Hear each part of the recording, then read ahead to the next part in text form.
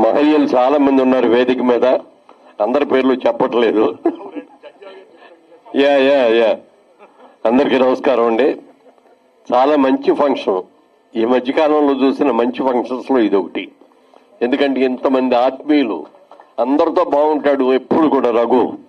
అందుకని వాళ్ళు ఇంతమంది ఆర్టిస్ట్ వచ్చినా, టెక్నీషియన్లు వచ్చినా అందరూ కూడా ఇక్కడికి రావడం జరిగింది.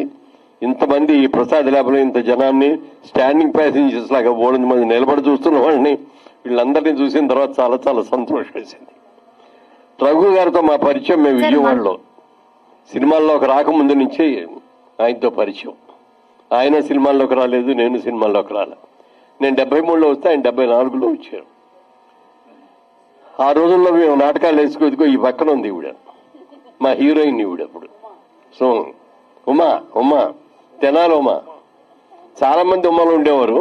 ఇప్పుడు తెనాలి ఉమ్మ, ఇంకొక గట్టానికి ఉమ్మని ఇంకోటి రకరకాలుగా ఉండేవారు.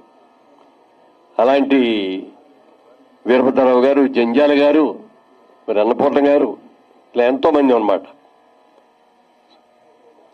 మేమందరం కలిసి ఒకరోజు ఇన్స్టిట్యూట్లో పోటీలు జరుగుతున్నాయి. ఆంధ్ర కళా పరిషత్ ఉన్నది. ఇప్పుడు ఆ కళా పరిషత్కి వెళ్ళాము నాటకాన్ని చూడటం. అదే కళ్ళు, గొల్లపూడి మారుతీరావు గారు రాసినటువంటి కళ్ళు అనే నాటిక. ఆ రోజున ఆ నాటిక చూసిన తర్వాత మేమందరం ఎంత థ్రిల్ ఫీల్ అయ్యామంటే, ఎంత అద్భుతమైన నాటిక అండి ఇది.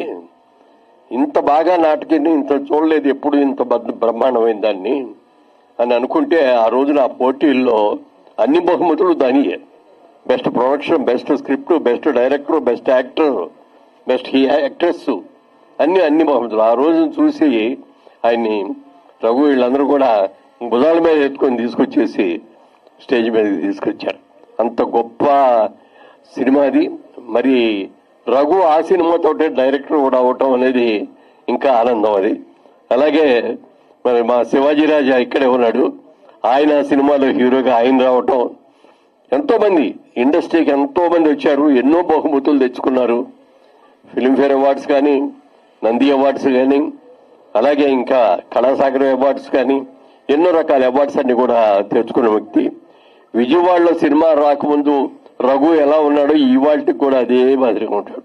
అదే మాట, అదే గౌరవం, అదే ఆత్మ ప్రేమ. ఇలాంటి వ్యక్తి, ఒక మంచి వ్యక్తి. మరి విఎస్ఆర్ స్వామి గారి ద్వారా, మళ్ళీ మన గోపాల్ రెడ్డి గారి ద్వారా నువ్వు వచ్చావు. ఒక మంచి స్కూలు, మంచి ప్రొఫెసర్స్ దగ్గర నుంచి వచ్చావు కాబట్టి ఇవాళ నువ్వు ఇంత మంచి ప్రొఫెసర్ అయ్యావు. ఎంతో మందిని గైడ్ చేస్తున్నావు వాళ్ళు. నిజంగా విజయబాబురెడ్డి గారి సినిమాలు కానీ, విశ్వనాథ్ గారి సినిమాలు కానీ, ఎన్ని సినిమాలు, ఎంతమంది హీరోలతో చేసిన ఇది. అలాంటి రఘు 50 సంవత్సరాలు పూర్తి చేసుకోవడం అనేది ఇండస్ట్రీలోకి వచ్చి, ఎందుకంటే ఇండస్ట్రీలో ఆర్టిస్ట్ ఉన్నారేమో కానీ 50 సంవత్సరాలు చేసిన వాళ్ళు టెక్నీషియన్స్ గా చాలా తక్కువ మంది ఉన్నారు. చాలా అంటే చాలా చాలా తక్కువ మంది.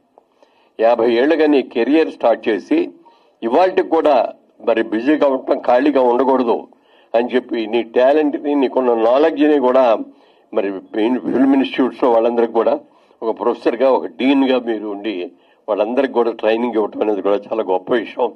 ఇంత మంచి రఘుని ఆప్తమిత్రుడు మాకు విజయవాడ, మేమందరం కూడా విజయవాడ నుంచి వచ్చిన వాళ్ళు.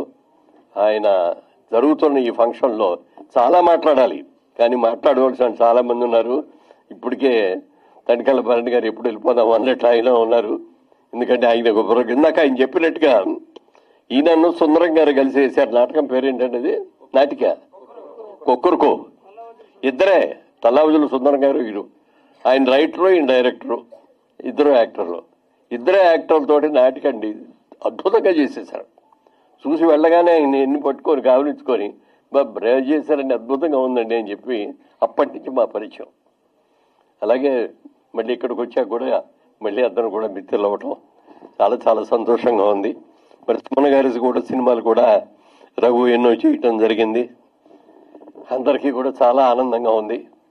ఆయన ఇంకా చాలా వయసు ఉంది, చాలా ఎనర్జీ ఉంది, ఇంకా చెయ్యాలి, సినిమాలు చేయాలి.